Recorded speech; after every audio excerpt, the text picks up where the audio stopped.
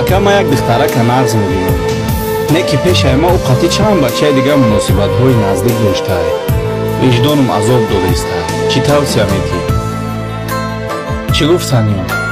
марди ҳақиқӣ навобаста аз оне ки ӯ духтари гузаштаи бад дошт, навобаста аз оне ки ӯ қати чанд бача муносибатҳои наздик дошт, марди ҳақиқӣ бояд ӯро қабул кунад, бояд ӯро тарбия кунад ва ба азоби тарсе ки ӯ духта кашидестай бояд мубориза барад.